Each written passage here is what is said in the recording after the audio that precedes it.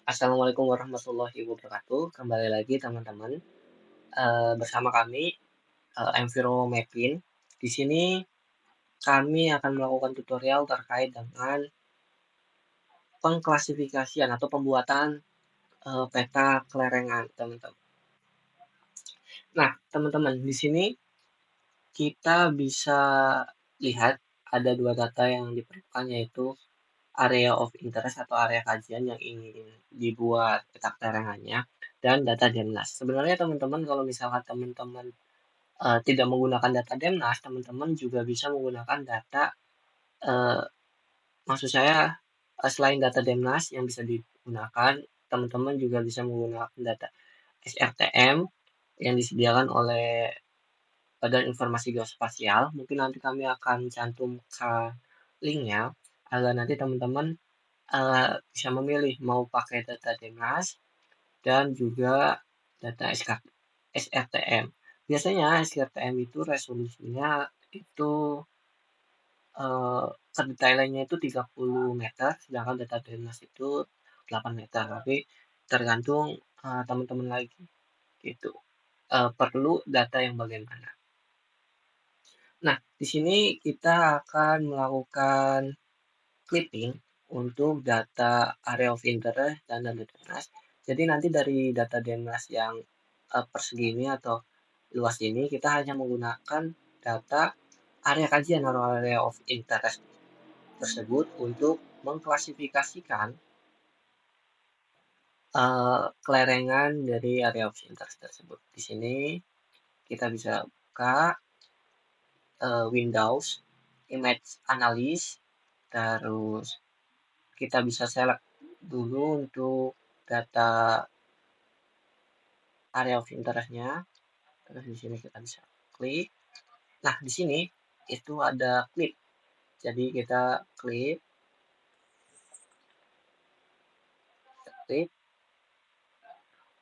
kita matikan untuk AOI dan DNAS-nya.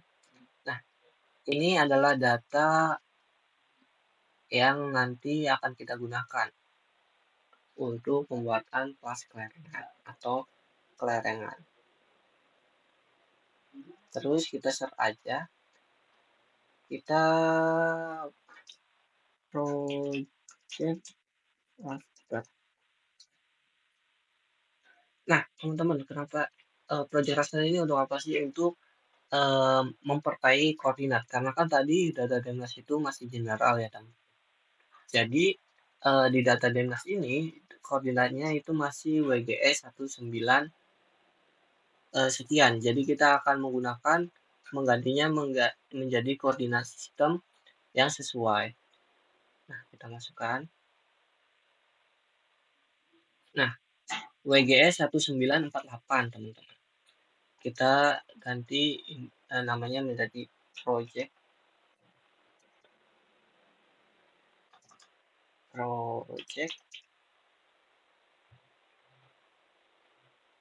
terus di sini saya menggunakan salah satu peta daerah atau kawasan di daerah Bogor. Jadi karena daerah Bogor masuk ke WGS 1984 UTM zona 48S, jadi saya akan menyesuaikan. Nah, karena di sini saya sudah ada, karena sudah saya tambahkan ke favorit, jadi sudah ada. Tapi kalau teman-teman belum ada, bisa ke project coordinate system, terus UTM, terus WGS 1948. Nah, untuk penentuan sort atau node ini tergantung teman-teman, tergantung wilayah kajian yang ingin teman-teman kaji. Jika wilayah kajian, jadi mungkin teman-teman bisa search di Google terkait dengan wilayah kajian teman-teman itu masuk ke North atau South. Jadi kan karena saya masuk South ke sini 48S, terus kita oke. Nah, seperti ini teman-teman. Sebenarnya di sini nih outputnya teman-teman bisa setting sendiri, masukkan ke data mana atau folder mana yang teman-teman. Tapi agar tutorial ini berjalan lebih cepat, saya sengaja masih default. Kita oke. Nah, teman-teman, biasanya untuk project raster ini memakan waktu lumayan lama. Jadi mungkin itu juga tergantung dari spesifikasi laptop teman-teman masing-masing. Tapi untuk ini mungkin lumayan lama. Tapi teman-teman untuk data kelarangan ini sebenarnya teman-teman bisa dibilang bisa digunakan untuk beberapa hal seperti mungkin nanti penyusunan RT RW atau mungkin nanti penyusunan kesesuaian lahan misalkan atau mungkin nanti pembuatan peta erosi itu bisa teman-teman, tapi harus disesuaikan dengan peraturan-peraturan yang digunakan. Misalkan penyusunan peta erosi itu klasifikasinya itu tentang berapa persen untuk data kelayakannya. Untuk pembuatan kali ini kita berdasarkan pedoman penyusunan RLKT 1994. Jadi nanti akan dibuat 5 kelas teman-teman. Nah, setelah koordinat sistemnya kita perbaiki, kita buat ke slope. Kita coba slope, terus kita masukkan. Kita biarkan saja untuk output rasternya. Nah, untuk ini kita ganti ke yang ini teman-teman, present price. Terus yang lainnya kita biarkan, kita oke saja.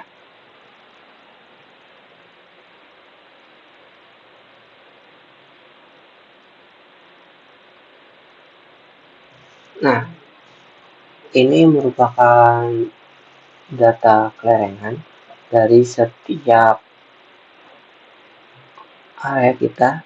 Tapi ini belum diklasifikasi ya teman-teman. Kita harus klasifikasikan dulu agar datanya bisa kita gunakan. Setelah di slope, kita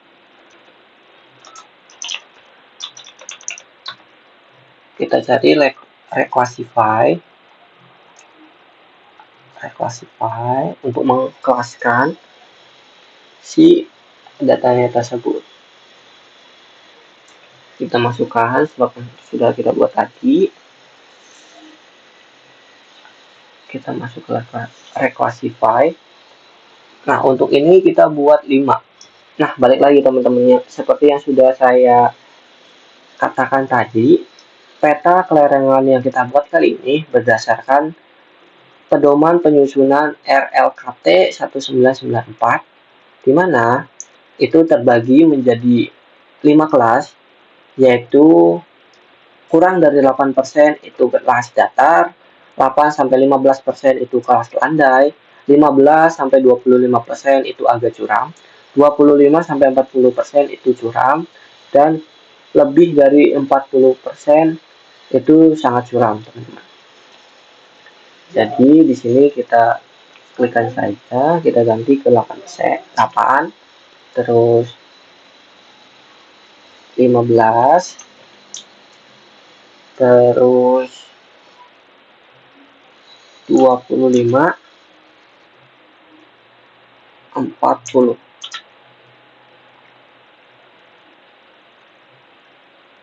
Kita oke. Nah, di sini teman-teman, seperti yang sudah dijelaskan tadi, jadi 0 sampai 8, kurang dari 8% itu value-nya di 1, 8-15 itu 2, 15-25 itu 3, 25-40 itu 4, 40 lebih dari 40 itu 5.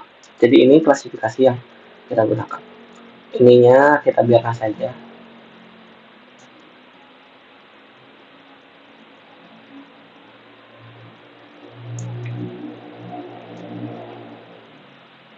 Nah,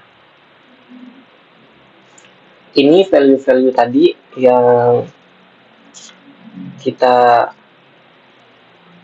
buat dari kelas 1, 2, 3, 4, 5. Setelah pembuatan kelas atau mengclassify atau mengkelaskan, data ini masih merupakan data raster. Makanya kita akan merubah data raster ini menjadi data SHP.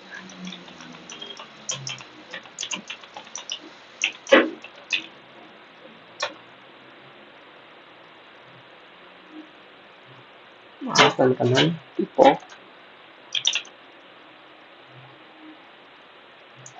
Raster to polygon. Kita buat raster to polygon. Kita masukkan inputnya.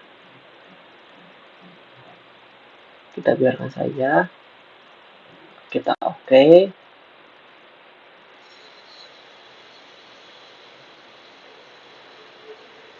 Kita tunggu. Nah, sudah. Kita bisa lihat dulu di properties. Oh, ada sekitar 9.340 data, teman-teman. Jadi lumayan banyak. Kita tutup. Kita akan melakukan dissolve. Untuk apa? Karena tadi kan datanya terlalu banyak itu, teman-teman. Sedangkan kita hanya membutuhkan untuk pengelasannya itu, kita sudah melakukan pengelasan itu di 5 kelas. Jadi kita dissolve. Kita input datanya. Kita pilih record. Nah, record ini yaitu tadi value yang sudah kita buat di 5 kelas itu adanya di record, teman-teman. Jadi kita hanya pilih di record saja. Terus kita okekan.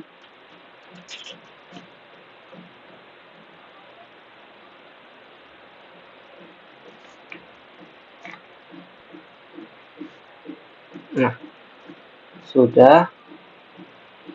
Coba kita buka datanya. Nah, seperti yang saya sudah katakan, jadi datanya hanya berisi value yang kita inginkan tadi, yaitu 5 kelas tadi. Dari sini kita buka lagi tabelnya. Kita tambahkan add file. Pertama kita kasih keterangan slope, yaitu kelerengannya.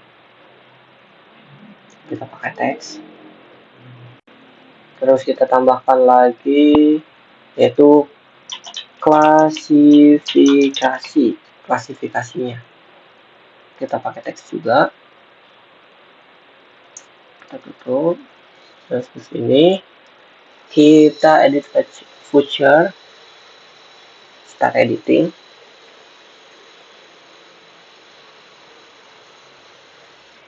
Sini seperti tadi, kurang dari 8%, 8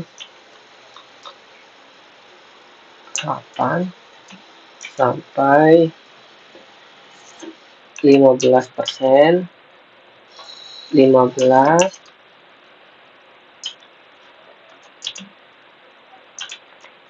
sampai 25%,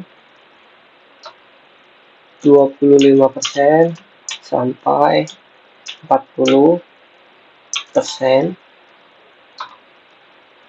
40, lebih dari 40% ya teman-teman, sorry.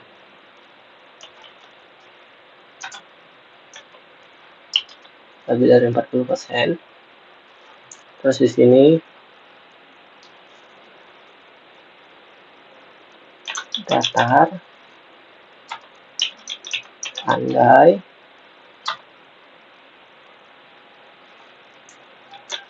agak curam,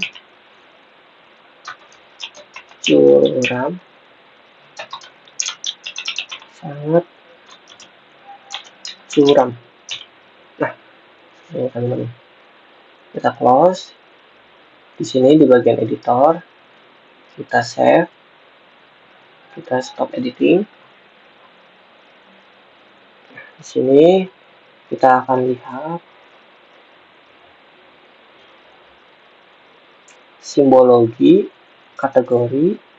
Kita pakai record yang tadi, ini record yang tadi yaitu kelas yang kita gunakan. 1, 2, 3, 4, 5, ada 5 kelas. Sebenarnya di sini teman-teman bisa pilih mau pakai slope atau klasifikasi, tergantung yang teman-teman mau. Kita pilih warnanya, kita ganti warna, kita okekan. Nah teman-teman, di sini kan sebenarnya masih kelihatan bahwa si datanya itu, kita zoom, itu ada outletnya ya, sehingga datanya tidak terlalu terlihat. Ada hitam-hitam seperti itu. Nah, kita klik properti seperti tadi ya teman-teman. Di sini kita tekan shift, klik kanan ke properties for select. Di sini kita no color. Nah, seperti ini teman-teman. Nah, ini hasilnya teman-teman. Jadi ini merupakan peta kelerengan dari daerah of interest yang saya gunakan. Dan pembagian dari peta kelerengan itu ini menjadi 5 kelas. Yang ketentuan setiap kelasnya seperti tadi kurang dari 8% dan segala macam.